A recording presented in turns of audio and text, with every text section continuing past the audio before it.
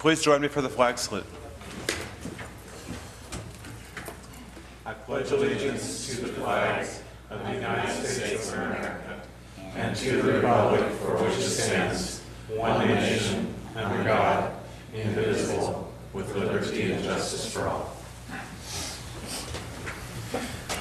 Okay, we have a short consent agenda tonight, just a few hires and a couple resignations. Is there a motion for approval? So moved. Second. Moved and seconded. Who's the second? Was it David? Okay. David second. All in favor? Aye. Opposed? Okay, consent agenda passes. I'd like to open it up to our first audience with visitors. Would anyone like to address the board tonight? Okay, moving on. Discussion items. We have a few apologies. I'm sorry. I'm a little rattled still. Earlier today. Few policies. This is the second reading on all these, so I'll just go through and read them all. There was just a few that changes. Andy made some changes on that we requested last time. DH, is there anything on that one? EGACA, that was one that there was a couple of change on. Anything? Yeah, I think it's improved, Andy, but the part here talks about, says use of district personnel own cell phones for non-district related business should be brief and frequent and occur before and after school, during breaks, lunch, and other times when staff members are not responsible for supervising students. What about coaching?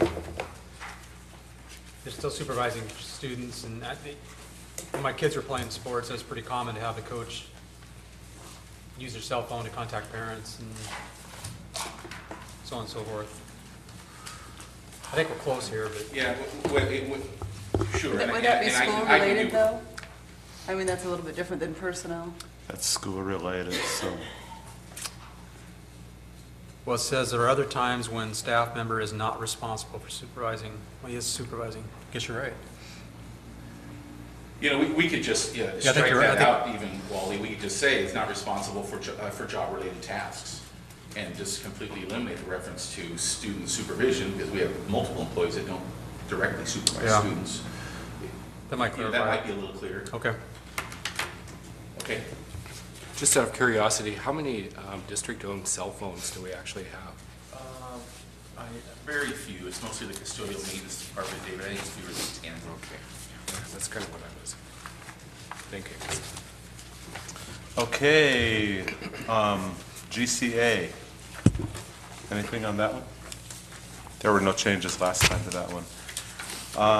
IK. That was one that, does that one sound good now with the changes on it? Okay. IKA, grading system. Nothing? IKAB, student progress reports to parents. I thought that sounded good on that one too. That just clarifies that we do it all year long pretty much. So, okay. Anything else? JECA, JEF, JHCCA. And those were all ones that were fine last time too. So, okay, moving along, proposed new policy, CCJ, licensed evaluation administrators. Nothing? That was we didn't have it in our packet, it was from last time. And the proposed policy deletion, JHCCB, students, HIV/AIDS. That one is taken care of in another in a new policy. So, we good? Okay. 2012-2013 district goals report. Andy and Linda.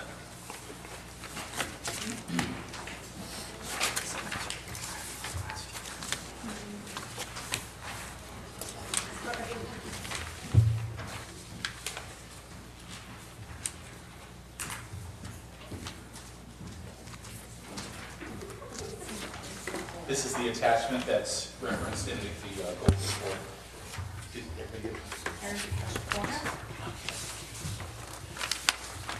So you have a multi-page document, front and back, this goals report for 2012-13 in this document. from Linda, so those are combined. They go together for the goals report for this year. So just want to take a few minutes this evening and highlight some achievements related to each one of the goals, maybe even a couple of struggles. And I think generally speaking, simply based upon what you see in front of you, there is just an opportunity to see some trends related to student achievement data specifically. So Linda and I have divided these up. She's addressing goals 1 and 2, and then I'll address the goals 3, 4, and 5. So I'll turn it over to Linda. So goal 1 references the student plan for implementation of the Common Core. And as we continue to move into this September, the recommendation will be that we continue that goal. But over the past year, we have continued to move forward with common vocabulary, particularly in middle school math. And so we started implementation over this past year of integrating Common Core math standards in grades 6, 7, and 8, layered on top of their regular 6th, 7th, and 8th grade Oregon standards, because they are still being tested on the Oregon standards. This year, this coming school year, we will continue that practice. We need to maintain student access to Oregon standards as the Oregon assessment is still in place through 2013-14. And again, we will layer CCSS on top of that. And we have a schedule and a calendar to be able to do that without any trouble. Over the course of this past year, we worked through some writing vocabulary as well, and we now have documents that are finalized and will be prepared to give to teachers when they return in August. So kind of the fruit of our work over the course of this year is that when teachers return, they will have a writing curriculum map prepared for them at their grade level, which includes the new vocabulary from the CCSS. They will get a flip book, for lack of a better term, a teacher-friendly, grade level specific bound booklet with their English language arts standards and their math standards, so they will have quick and easy access to all of those. And we will continue with some pretty specific professional development regarding the implementation of new vocabulary towards CCSS, primarily through our 3 instructional coaches. So that's where we are with CCSS. PLCs will continue to focus on data analysis and student achievement. Again, a high-functioning PLC works in 2 ways, and it works on increasing student achievement, but it also works on increasing teacher effectiveness. And so our high-performing PLCs are able to manage both of those tasks simultaneously. The attachment that you have in front of you is a ridiculous amount of data, and I'm not going to read it to you, but there are different kinds of data presented, but they represent 5 of our core common assessments. So the kindergarten assessment, which has been in place now for 6 years, and so that was developed by our kindergarten team, and you'll see that there's data represented there by school as well as district-wide data over time. Underneath that is the oral reading fluency assessment. That is a leveled reading assessment that is administered. It's essentially a 1-minute read. Students read through a passage and are timed on that read. How many words corrected they read in a minute, and then there are some comprehension follow-up questions. That is also a district-designed measure. That will be replaced by the new STAR rating system, which will give us probably some better scientifically based research and statistical data coming out of that, and the kinds of reports we'll be able to pull out of STAR reading are better than what we're doing out of our homegrown. How many times a year does a student do that? Well, in a classroom, they may do it every 3 or 4 Well, weeks. as far as but we being- don't for the district, just twice a year. As far as measurement? The bottom of the page is the district writing assessment, which is only administered once per year. That is administered in February, so that is just annual data, comparing those numbers there, and nice growth at every grade level on the district writing assessment. So that has been a focus of some of our trainings. We have an instructional coach who has been focused specifically on writing, and we've seen some increased achievement.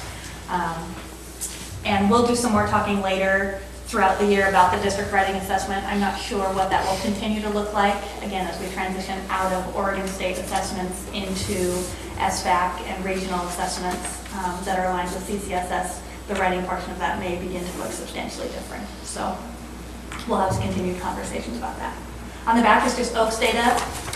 We've got broken down by grade level and over time with some comparisons. Where are our students falling in comparison to the state on average? And for the most part, we do very well in comparison to state averages.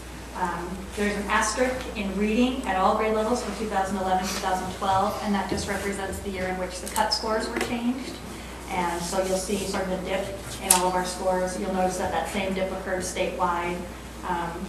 The RIT scores, so the passing score essentially increased anywhere from 1 point to 7 points at certain grade levels. So the asterisks just are that reminder that that's when those changes took place. And then at the bottom, again, is our own district developed assessment. The 9th grade math team developed the placement test 4 years ago. And you'll notice that approximately, we've been hanging about 50% of our kids testing into Algebra 1 with or without a lab. You'll see a hefty jump, up to 82% that are testing into Algebra 1 for this coming fall. That is partially, yes, the scores were better than they have been in years past, but that number is also inflated due to the fact that we have more sections of Algebra 1 labs available at Silverton High School, so more students are able to access the regular Algebra 1 class with a lab rather than having to go down and take Algebra concepts. So that's not completely apples to apples anymore. Although just the rough numbers went up to about 57%, so they still were That's really good. increased. That's good. Yeah, we saw some good growth there. So you can take this and mull it over. If you have specific questions or you want to see the data presented in a different format, I have all of that and certainly can get that back to you electronically, if you want to see that. I have a question or comment specifically around the goal. You talk about analyzing and collecting data, but you don't say what you're going to do with it. So should that be part of the goal? Some type of strategy? We probably should talk about, do we want to wordsmith that and do we want to look at the internal use of the data within the PLC model is short-term. So I bring my student data back and we discuss it as our team and immediately we craft a plan to then return back into the classroom. So there isn't a long-term data reflection piece embedded in the PLC model, and there's not intended to be. So the PLCs don't spend the same kind of time looking at this data as, say, the administrative team, the school board, cabinet.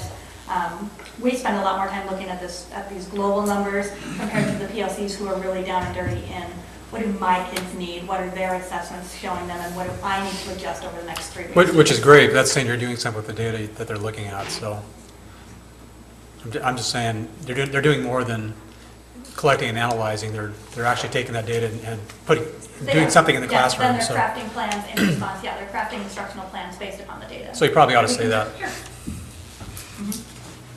Linda, real quick on the reading fluency assessment. Right.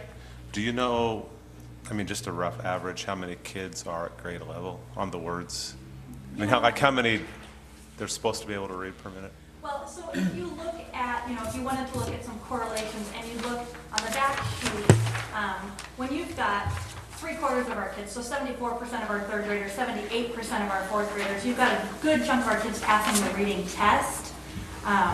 That's a pretty good indicator. Okay, yeah, that they're at grade level. So the fluency test really focuses in on decoding. So how quickly can a child get through a text? And the reason that it becomes important that you can get quickly through text is because as you hit middle school, you're encountering more and more text in shorter periods of time. So you're asked to master a science textbook or a social studies textbook, and you have to take in a lot of material as well as a lot of content in a fairly rapid period of time. So the goal is 150 words correct per minute. And the research would suggest no matter when you hit that, say you hit it in 3rd grade, which is amazing, or it takes you to 5th or 6th grade to hit that 150 words. Once you confidently can read 150 words correct per minute, you should be able to access and manage difficult nonfiction informational text. I see, okay. Okay. Well, getting back to your comment as well, Linda mentioned start reading, and that was also mentioned during the budgeting process, and I think that's an important element to recognize, is that it finally is as a tool that we can use universally in this district-wide, so that in PLCs, there will be some more common language. There's common language now, but some of the formative assessments are distinctly different, and so they'll be able to use some very similar language as they move ahead with this results of that as well. In goal number 3 is specific to cohort graduation percentages and our monitoring of those percentages and options available for communicating that to students and parents actually throughout the K-12 system. I gave you some results, rates dating back to 2008. state and district comparison as well. And the bottom, 2011-12, I gave you the compact target, which was 78%. So we're just slightly off that mark, just slightly under that mark. And this is for the 4-year cohort, meaning the freshmen who began at Silverton High School, the same students through 4 years of high school, any new students that arrived in Silverton High School in the same class, but it excluded any students who left Silverton High School is included in the cohort graduation rate. So you'll see that there have been gains, and we need to continue focusing on high school graduation. Wally, I know we have a conversation every year about where are we compared to other schools and the South Salems and the Spragues of the world, and I understand that and I respect that. I think we distinctly need to continue to focus heavily on that high school graduation rate, so we can comfortably say it's in the 80s and above. I think that's great. I do have a question with the word increase in this case, though, because with Common Core coming in, all the changes we're making, is this really realistic at this point in time to increase? It'd be great if we can, but we're ratcheting up the standards and the curriculum. Well, I think the transition that we've administered to this point is indicative of how well we're doing, and the Oaks results are staying in a fairly, or growing, I should say, in a I think a relative fashion. I think the graduation rates will. Okay. It's still unknown entirely. I wish I had a magical answer for you, Wally, but my sense is, based upon how well we're doing with transition into Common Core, I believe we're going to be able to maintain some strong graduation Okay, rates. I take it that's within 4 years as well, because we've had some conversations about students taking 5-6 years may become common in the future. So Right. my assumption is it's 4 years.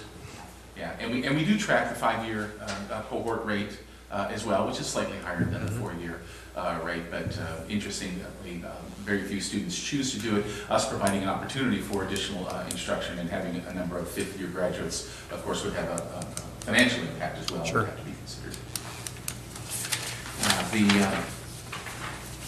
On the top of the second page, I just listed numerous talking points for you to review. I think many of these that you're aware of. They're specific to how we continue to promote graduation from high school as the ultimate goal, even down or the younger grades as early as 5th grade, beginning to have those conversations with parents at parent-teacher conferences and having strong conversations with teachers across the district, that graduation from high school being really a goal for every teacher in the district, regardless of which grade, which subject, and so forth.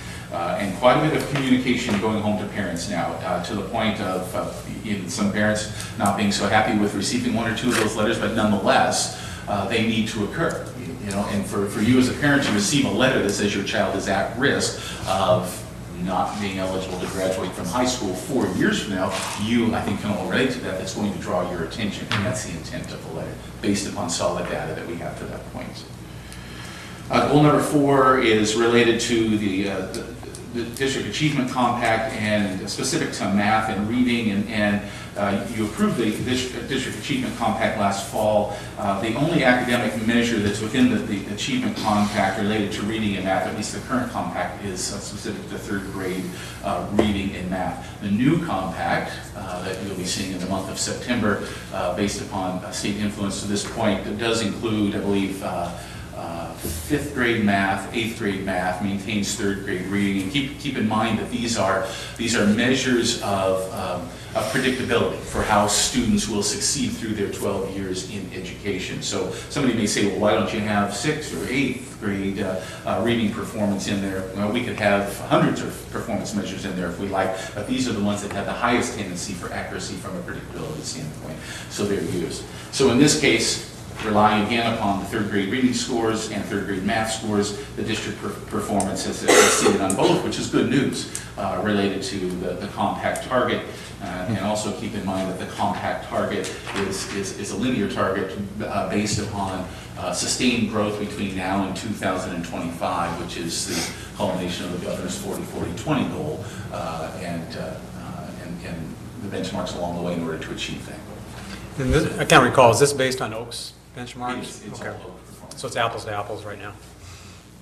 And then goal number 5, I You know, I don't know that I need to spend a lot of time on this. I think it's related to facility planning and the long-range facility recommendations. And you were very clear with this in the fall, that it wasn't so much about how we would do with the bond and what that looks like. And of course, we all know the outcome of that now, but it does have to do with specifically the long-range facility recommendations. And I placed in here, from my perspective anyway, that I believe you have met this goal in multiple ways, regardless of the outcome. You did a good job of communicating information. There are a number of bullets here that I placed with District 4 on group presentations. You reviewed the recommendations, you modified those recommendations, and in my mind, the circumstance that you're in right now, you still have a solid series of recommendations that you can modify, adjust, maintain, or all of the above as you move into facility planning for the future. So that goal, again, I believe was also met, but clearly we have some distance to go in that area. That's a quick culmination, and I don't want to get stunned for being the longest presenter tonight. Don't have purchase efforts. But we'll address any questions if you have any. Yeah, any questions? Okay, thank you very much. Great report, thank you.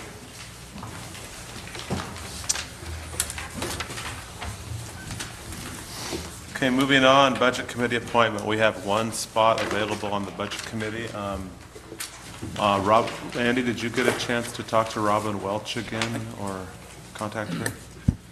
I did. I spoke with Robin Welch today, and she confirmed that she is interested and will be submitting an application Okay, good. for your review at the September regular session. Okay, okay.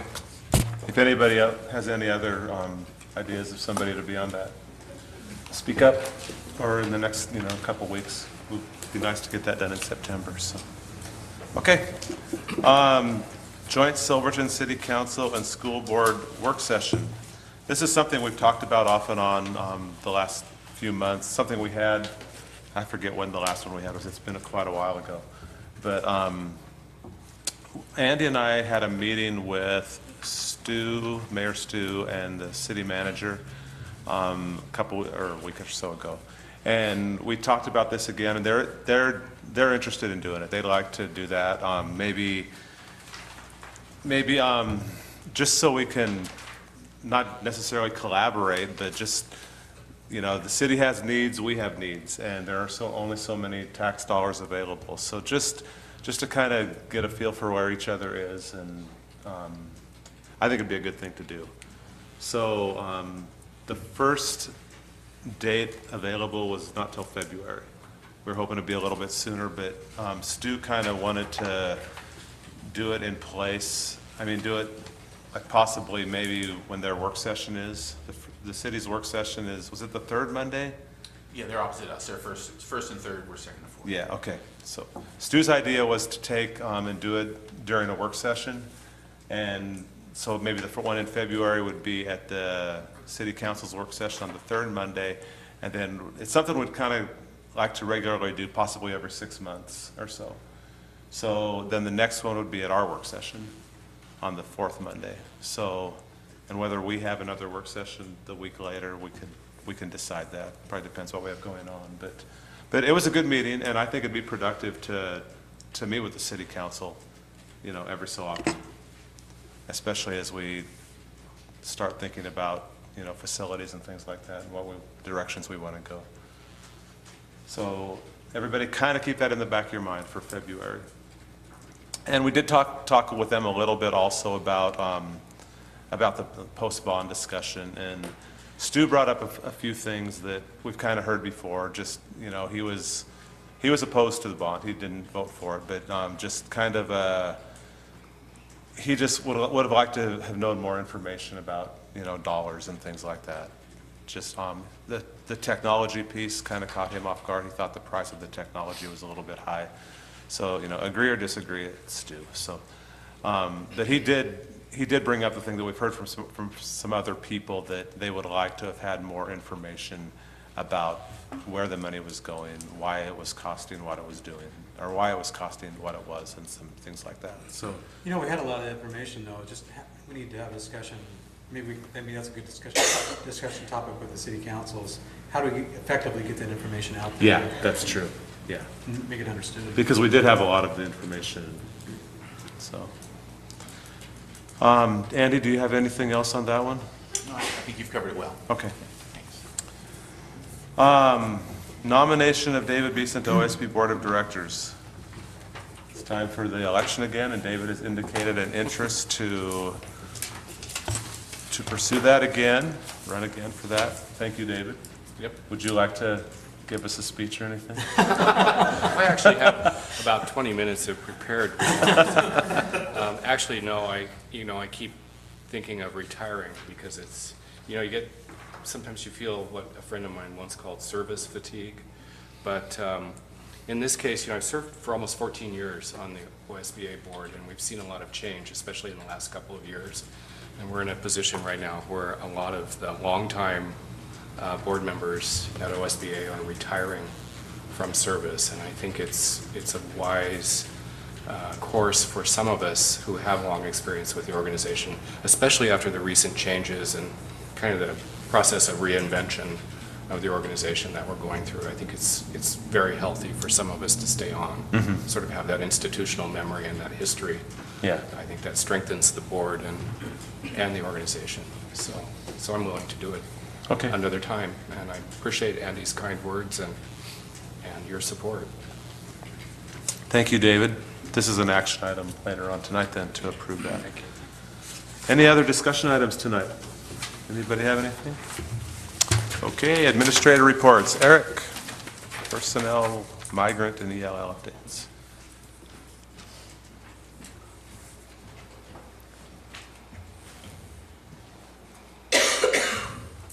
Yeah, the ESL and migrant will be kind of short. We have about 25 to 30 less migrant students than we've had in the past. That's a big change, but I think it's just people being more stable in here. And our ELL population has been more or less flat. We've, if you've noticed different principals reports, we've had immigrants coming from Africa, and so it's made our ELL program a little more exciting and fun. And it's been great to see all our schools as well as our community, welcome those immigrants and work with their English language needs. We have a strong staff of ELL teachers that are dedicated and working hard, and we've been meeting in PLCs, and I meet with them during the joint PLC time. So that program has been quite solid. Has that been a big challenge with the people from Somali coming? Because I've heard that some of them have very limited English. So. Some, and at the high school, just like any immigrant, student, the high school is a little more challenging than at the other schools, but I know that Silver Crest has integrated their students very well. Other schools have done a great job of making that happen. So. Good. Okay, let's start with staffing, and I might just give up right now on the donuts because I've got a lot of stuff to cover, so I'm not even going to try to rush through. Silver Falls School District, you employ 392 people at the moment, which is an average, an FTE average of 350, but 392 separate people. And we have 16 administrators, 16 confidential staff, 206 licensed, and 154 classified staff that we work with. But the FTEs are a little bit different, and when I share those, I'll share kind of a 5-year perspective on that, where we've been.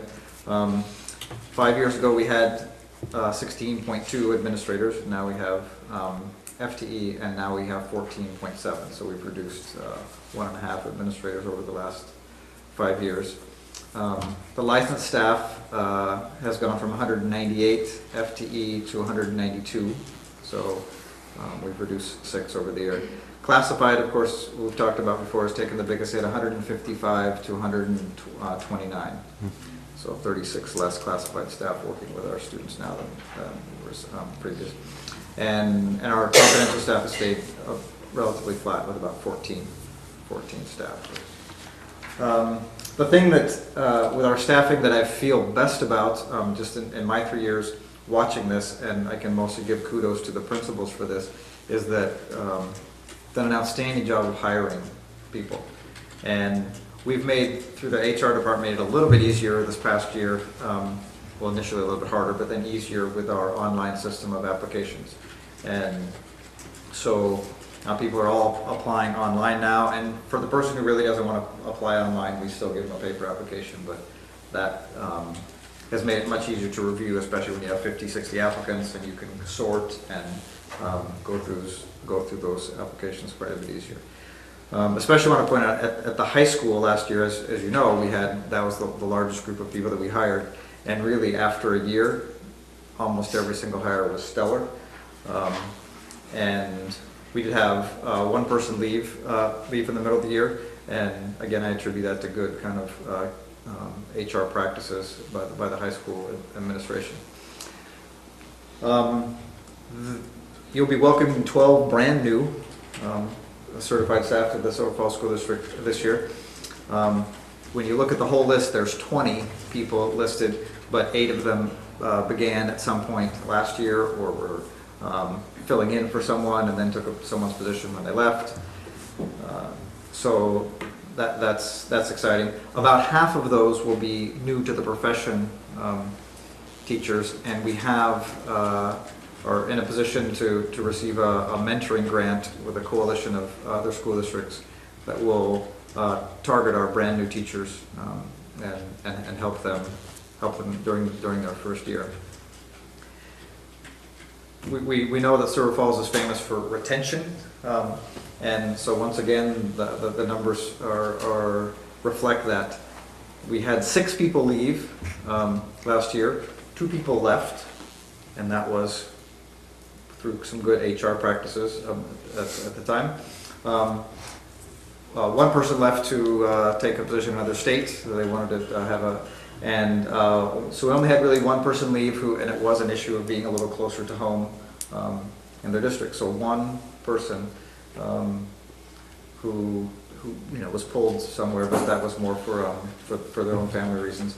And we had 2 just recently administrative candidates leave. So that's a kudo to Silver Falls that we're producing administrative candidates for other districts when we don't have administrative openings ourselves. We have just a few positions left to fill, and again, I want to compliment the principals for filling the positions quickly over the summer, and the positions to fill are just because people have just recently submitted their resignation. So we will be welcoming a new kindergarten teacher to Eugene Field, but they're interviewing tomorrow, I believe, and an instructional coach position that Linda mentioned, and a number of a small number of classified staff as well. Any questions on staffing? As well as a plethora of coaches. The coaches are Greg Cox is the HR director of coaches. Yeah. I got the list, but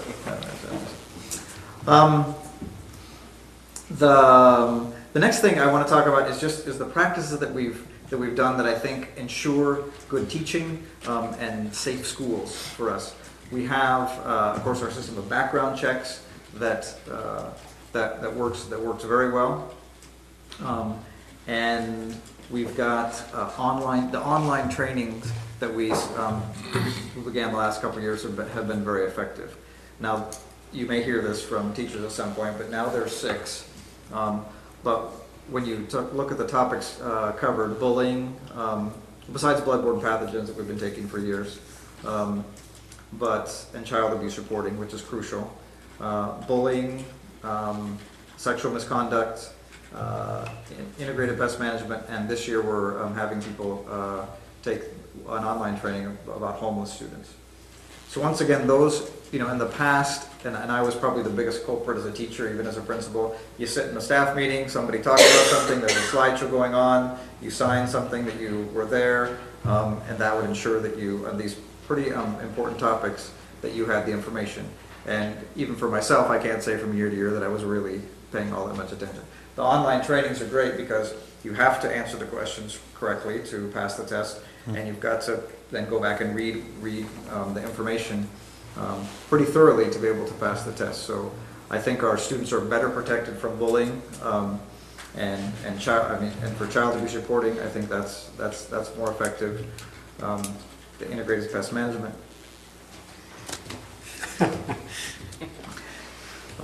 But you know, the new ones, sexual misconduct, I think is huge too. That protects our students, it protects our staff, and it protects us and you at the same time. So, and last year I believe that I maybe mentioned this about this time that we were instituting training for substitute teachers. And so that was quite successful last year. And it was a little bit difficult for some, especially retired people who had subbed in our district for a long time. And, you know, I need to come in and be trained.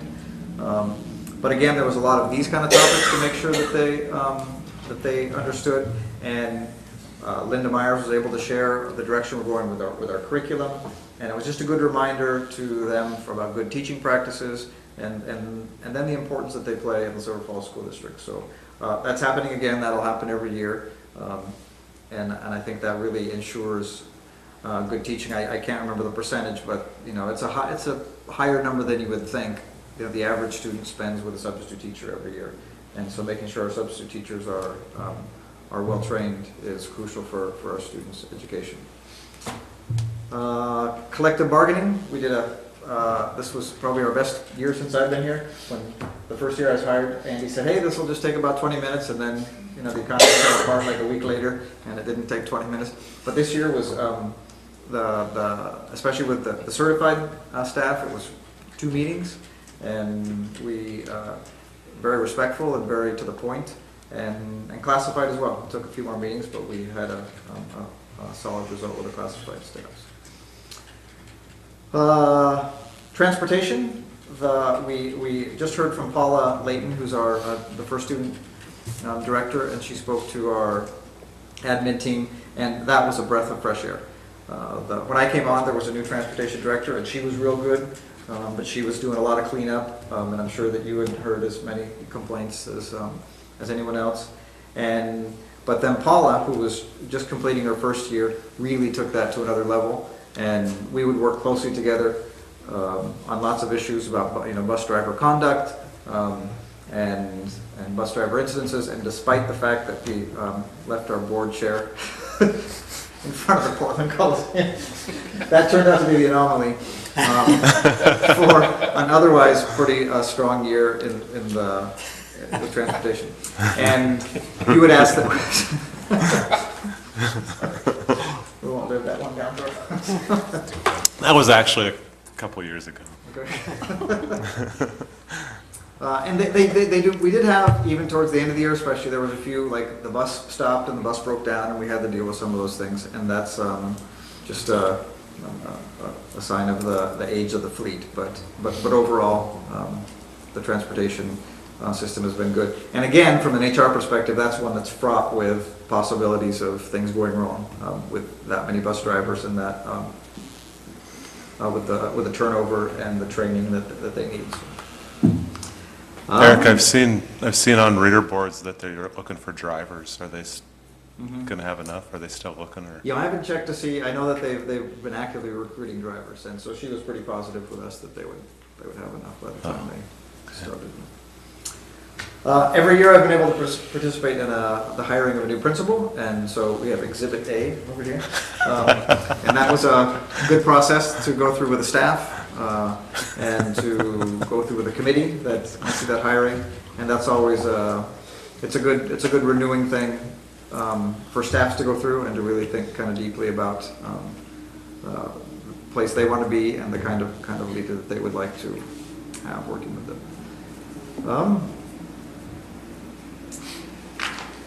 So I will end with the new teacher evaluation system and the online system that the principals and we all are going to be trained in on Wednesday.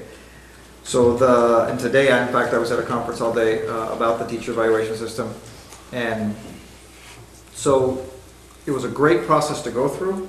We had 5 administrators and 5 teachers on the committee that reported to you briefly when you adopted that. But we spent probably 6 or 7 meetings, and The discussion about what is good teaching and how we can help teachers teach better so that students learn better was very fruitful. And we came up with a much shorter and succinct teacher evaluation handbook. And we came up with what we think is going to be a very effective rubric to help principals observe teachers, and for teachers to look at this rubric, and for teachers to improve their performance. And today I was meeting with lots of different school districts, and their rubrics have you know, anywhere from up to like 56 items. So 56 are going across that they were going to be looking at teachers. And our committee really was bold in saying the more that we refine that, the more that it'll be understandable to teachers, the more that we can observe it, and the more that we can get some actual productivity out of the improvement, as opposed to just a big thing. So we came up with, and this is Exhibit B. By the way, I think that's great. It sets the criteria up for the teachers so they know what the expectations are. Same with administrators, and it makes it very clear for everybody about the process. Yeah. And so other districts today were like, oh geez, you were able to be that succinct, and so it was a good conversation. And I'm going to guess that other districts, as they go through this process, are going to shrink it down. What we heard again today from the Oregon Department of Education was that this system is able to be molded. They use the words molded and you know, fleshing out even over the next couple of years. So it's not a thing that you voted on and then it's in stone. It's a thing that we'll continue to work on. And even when we meet on Wednesday and we see it on our iPads and we see it on the screen, we're able to mold it there. So this is our rubric. There's 10. We took the 10 standards, the national standards, and used a few other school districts as comparisons, and our own Danielson model that we had before to kind of flesh out what we thought would be the most important. And we're going to really highlight out of all these things. I mean, there's, you know, creating a learning environment, knowing your content, assessing your learners, planning instruction, growing professionally. But the one we're going to focus is use varying instructional strategies. And I think that's the area that all teachers can grow in more. And to that end, this will be, there's Exhibit C. We're really going to focus helping teachers go through this gradual release model, which focuses on being a presenter for a short amount of time as a teacher, then focus on being a guide, guiding the whole class to understand the objectives, then being a facilitator, getting groups to work to flesh that out, and then going around and being an individual coach. And then important to be an audience so that you can assess, you know, the ticket out the door, or people can share what they've, you know, or summing up. And so we think this will be a very effective tool to keep that simple.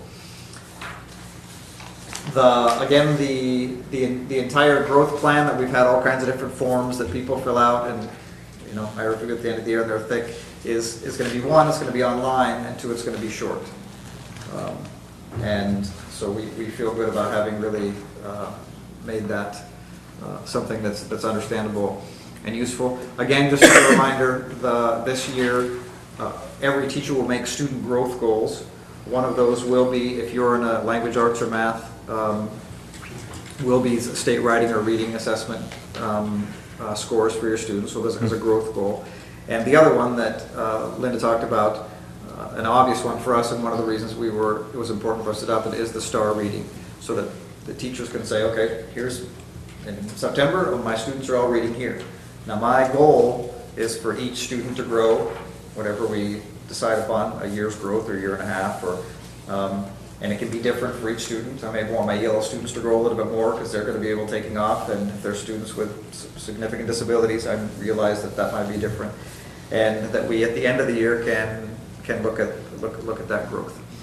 For teachers who are not in that, who don't have that simple system, it will be difficult. So your high school social studies teacher, or someone who usually gives a pre-test at the beginning of the semester, you know, and then make some goals from that, and to assess the students' growth out of that will be a challenge, but it'll be important. This, for the first year of the student growth goals were not going to be part of a teacher's evaluation. that's in the future, it's coming, but this is going to be a year where that's something that we'll pilot and kind of see how that goes. Are you going to solicit feedback at the end of the year and how it worked? Yeah, I think that's going to be a key part of the process, Yeah. because it's, I mean, the words I heard today from all the districts who are going to be going through this is like, well, we're going to give it a shot, and we're going to give this a shot, and we're going to give that a shot, and we're going to try different things, and the Oregon Department of Education is very comfortable with trying all this stuff out. You know, we're shooting in the dark a little bit, and we're going to be going through the jungle. There's all kinds of analogies. Because, you know, ideally it's to be a gift for the teachers to help them improve and be a tool for them.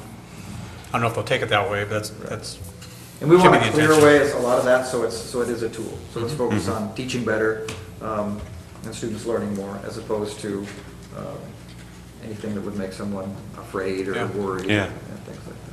Good. All right, I'm sure I'm buying. So, any questions? Questions for Eric? Eric, I too would like to, give kudos to the principals for their good hires, because we get some really good teachers, but even the new teachers, we get some really good teachers here. And that's, that shows how our district attracts good people, but also the principals and their selections, and I'm sure there's a little bit of recruiting that goes on too. So that's a very good thing for our district and kids. And I saw some video of you climbing a pole and balancing up on top. Very impressive. I think Andy's going to show us from the principal's day down at the ropes course. And pretty cool, Eric. You're quite the animal. Good report, Eric. Okay, thanks, Eric. Scott, financial report. Well, I think, thank you for Andy and for Eric, because I think I'm definitely going to win this if it is a competition, because mine will be probably very short. What you have in front of you is the pre-audit report for the balance sheet. The auditors are in the building performing their field work.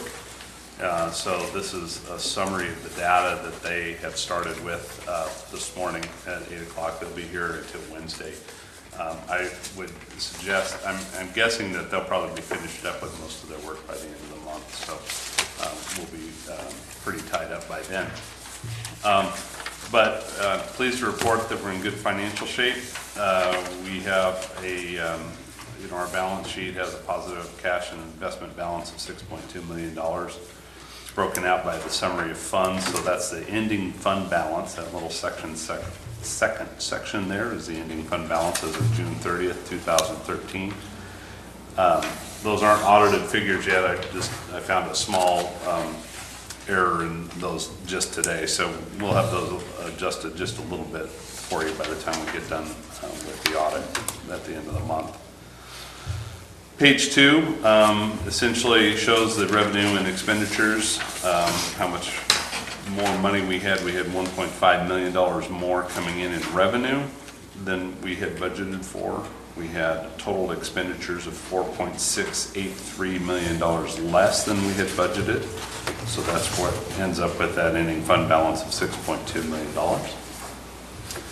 Page 3 is essentially the building specific budgets.